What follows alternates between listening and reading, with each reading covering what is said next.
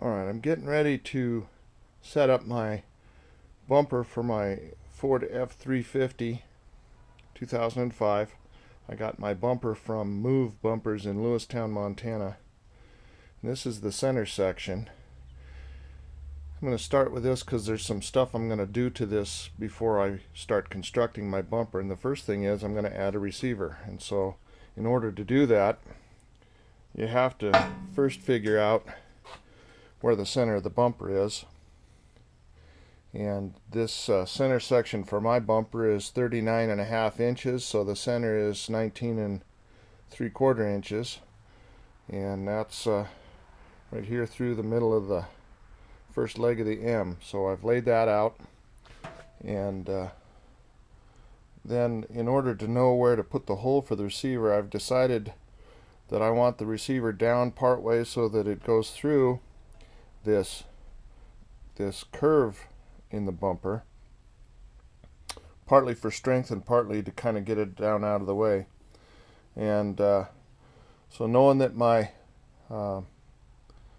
receiver tube is 2.5 inches wide, I come off my center line 1.25 inches on either side and 2 more lines down the bumper.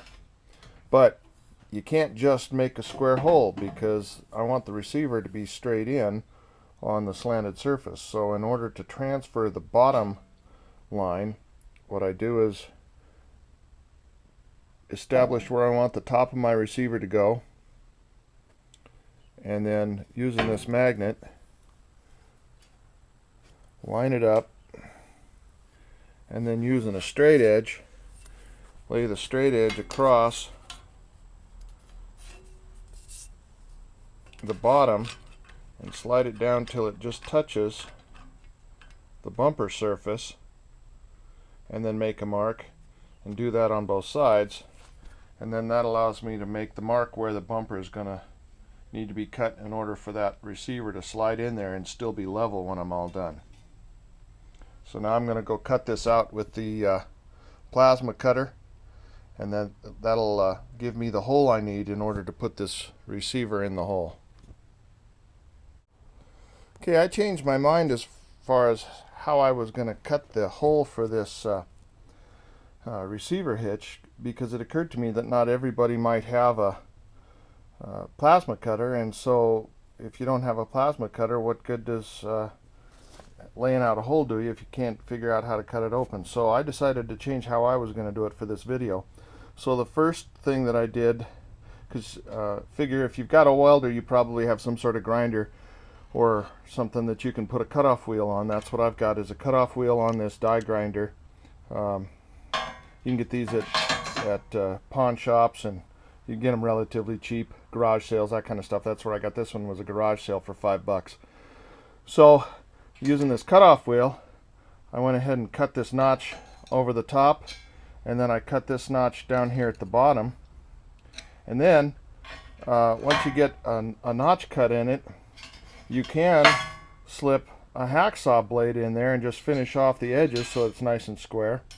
Or in my case, and the reason I'm doing this filming right now, is I've got a battery operated Sawzall, and so I've started cutting this line here, and of course you just set the Sawzall on your line.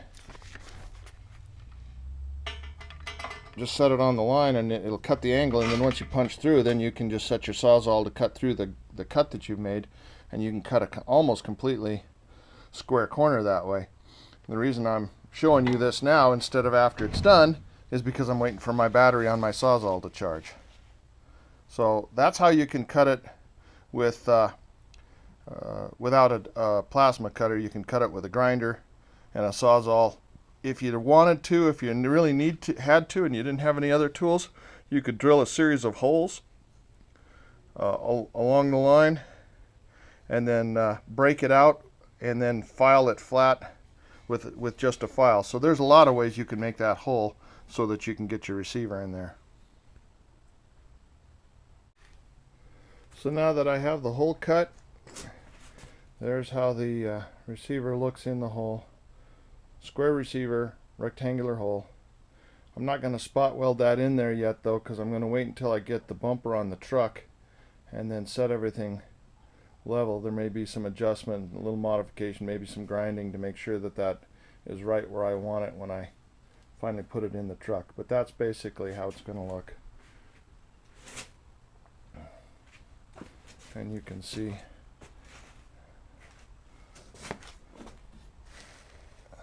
there'll be a little filling to do with the welder.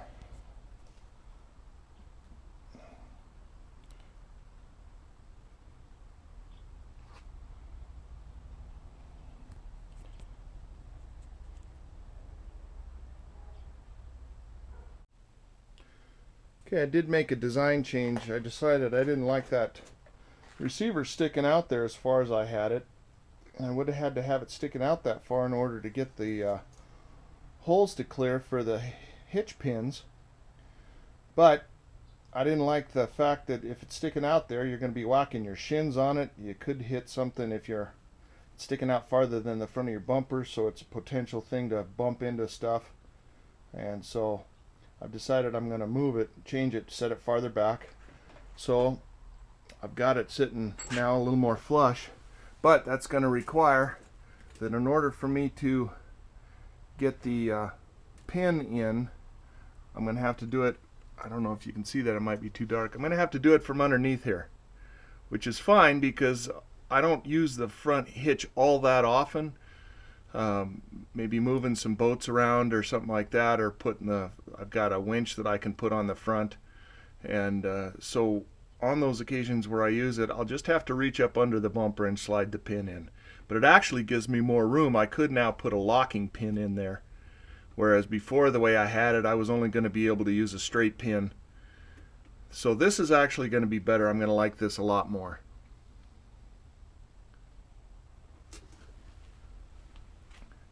I think it makes a much cleaner look.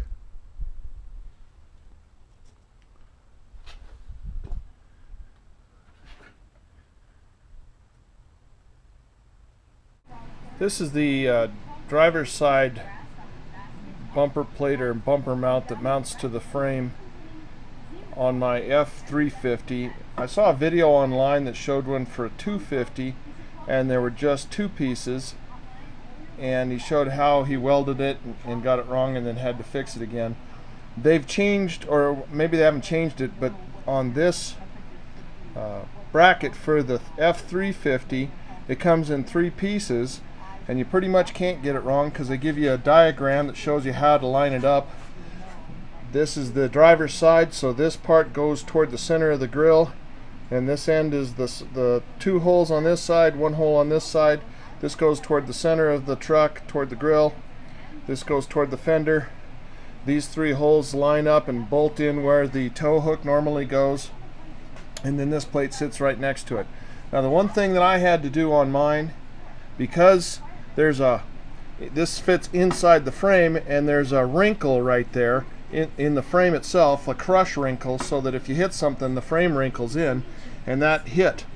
So I had 2 options. I could have cut it off right here so that it didn't stick in quite so far and didn't hit that bump, or in this case what I did is, I don't know if you can see it real well, I went ahead and cut a little bit of a notch, and then I bent it so that it was out of the way.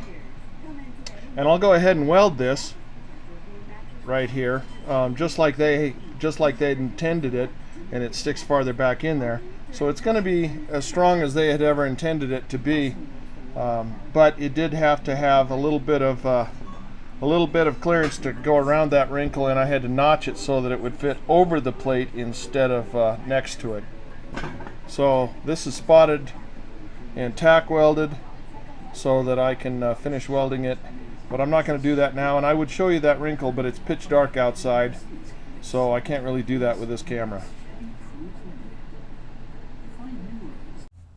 So now with a little bit of light, I'm going to try and see if I can show where that bump is that I had to try and avoid. If you can see right in here, there's this crinkle in the frame, a collapse zone, so if you hit something really hard, the frame collapses. Well, you got to figure out, you got to go around that with this little end piece. So that's where the bend was that I was showing earlier. I don't know if you can see that real well with the darkness, but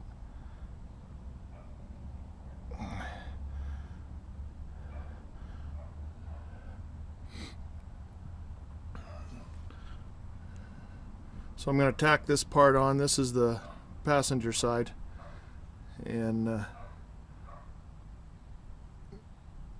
then we'll work on getting the main section, the center section, fitted up to these two frame rails, frame mounts. Once you get the brackets welded up, and then you get this bumper centered in between the two brackets, just spot weld it on, which is what I've done. It's just hanging there by a couple of spot welds at the moment, but as you can see, or maybe you can't, it's pretty level.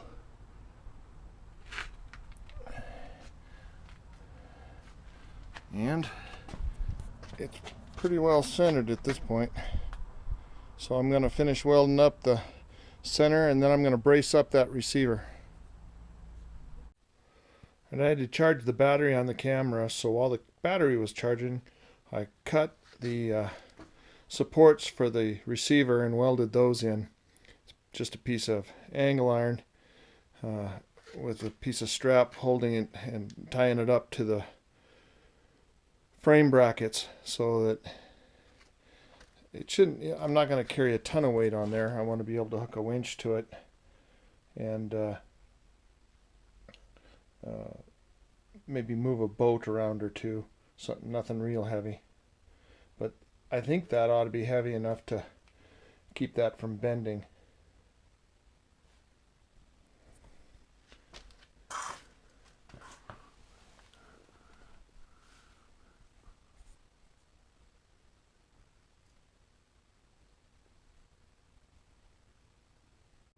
This is John. The reason that you need a John is because when you're putting your bumper together, it's handy to have one person holding it while the other person tack welds it. Now here's the thing about John. He apparently knows how to weld. Now if you don't have a John of your own, we'll rent you this one for a relatively reasonable price. Yes. Okay, so with both ends spotted in place, it looks pretty good.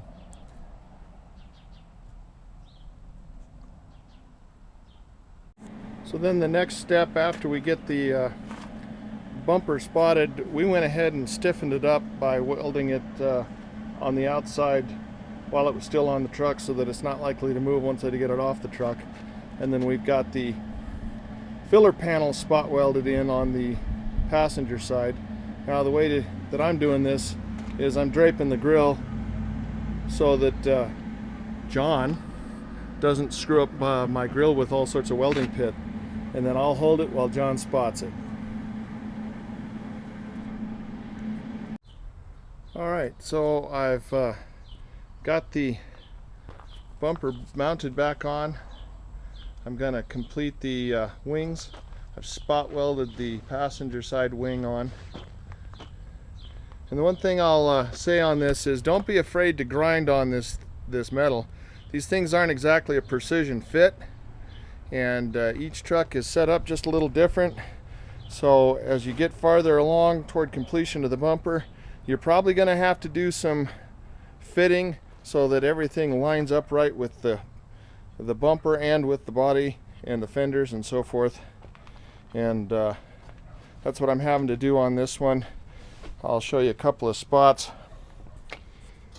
On mine, this piece right here, this little curve right here, I'm going to have to grind the bumper to clearance that a little bit more so I can get things tight into this corner here. And so that's what I'm doing now on this side, and then I'll spot weld that in. One of the things that I had to do in order to make sure that the bumper fit, because of the way that the plates come out next to the driving lights, I had to trim off the edge of this bumper, the factory bumper bracket, because it stuck out a little too far, and the plate for the driving lights on the new bumper ran into it. So I trimmed that off so that it just slides right along it. So you might have to trim this piece on your bumper as well if you're going to put those side plates next to your lights.